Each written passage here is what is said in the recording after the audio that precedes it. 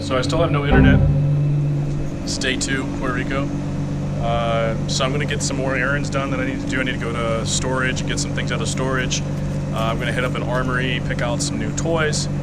And I need to do a little bit more grocery shopping. And hopefully by the time I get back, the internet will be working. So, yeah, let's go do it.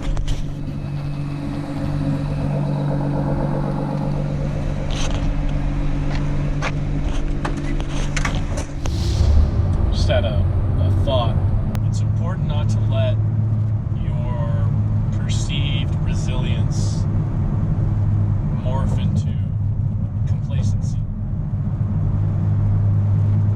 So, people I've been talking about lately on my story, my Instagram story and stuff, about the little things that keep going wrong when you live in Puerto Rico, like the internet's down, the electricity was out at the gas station. I was promised a golf cart, they didn't deliver a golf cart, everybody's late to every meeting. And then they say, well, that's just the way it is on this island, or I think what has happened is that, and I mean, it's just, again, I'm just an outside observer. I'm interested in hearing the opinions of those that do live here. And usually I'm pretty close to hitting the nail on the head. A lot of people that live here do reach out and say, yes, like, that's so true, you got it right, and all that stuff. And I don't assume that I'm always right, but this is just, it's literally just me spitting out my thoughts and just kind of seeing what people think about it. So I think what has happened is that this island has endured a lot of troubles, right? The hurricanes, corrupt politicians, people getting taken advantage of, mismanagement, by the government and things like that. And it has developed this, resiliency, right? People are resilient. They are surviving, right?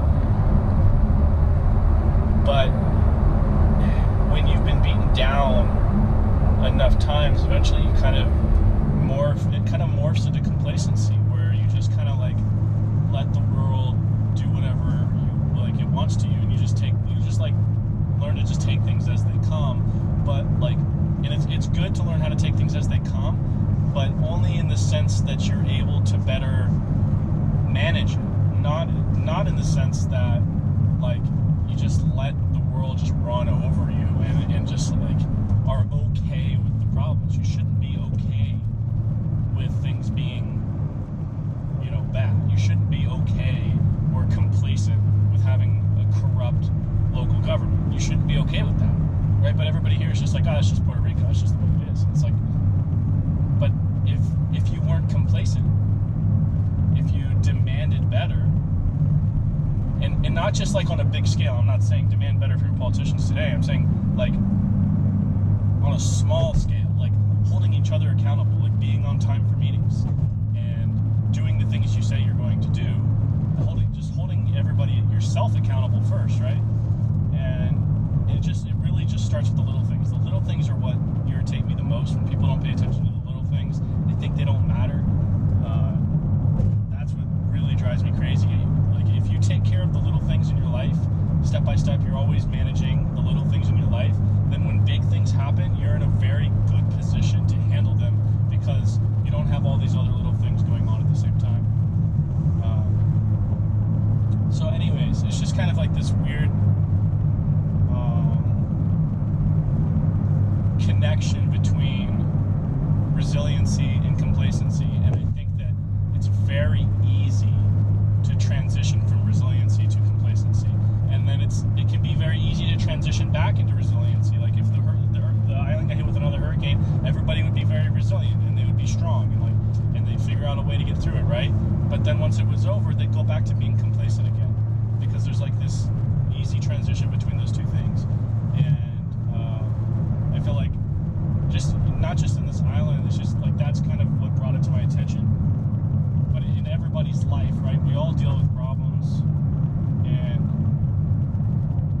it's important to be resilient. It's important to learn to take things as they come, but the way I see it is rolling with the punches, right?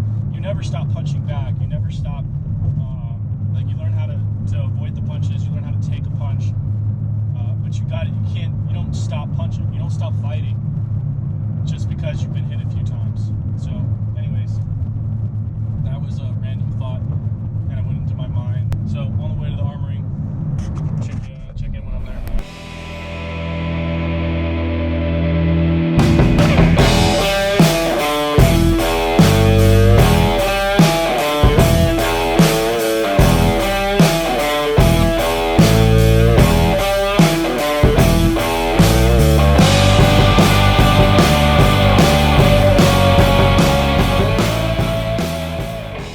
Guys, so I didn't even really bother talking while I was in the range because I don't know if you could hear me, and I certainly couldn't hear myself with the earphones on. Picked up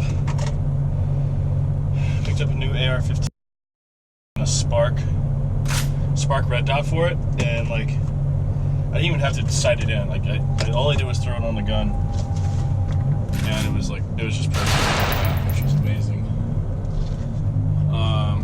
But the first gun I shot was the new HK VP9, and I think it just came out this year, and I was reading some articles about it. It's supposed to be like one of the best 9s ever built. HK doesn't screw around, like they make really good stuff. And from what I was reading is they haven't made anything like this in almost 40 years.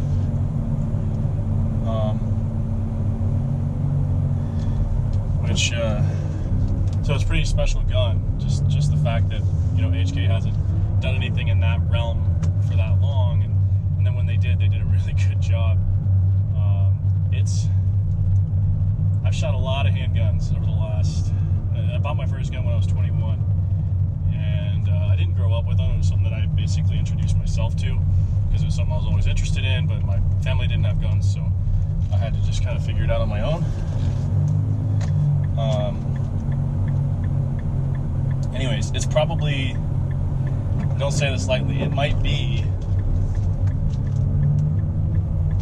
one of the nicest handguns I've ever fired. Like, it is just, the trigger is so clean and crisp. You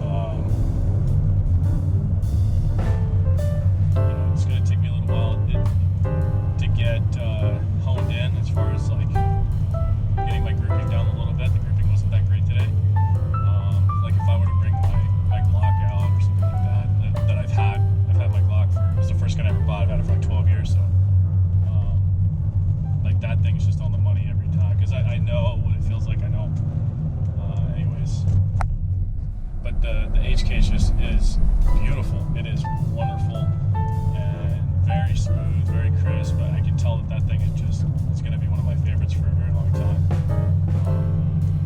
I generally don't get 9mm pistols. I like the larger caliber guns. I usually get a 40 or a 45. I've been shooting 40 longer than anything else. Headed back to the house. Hopefully the internet's working. If nothing else, I'm going to take a shower and try to fix this perm that I've developed over the last couple hours from sweating.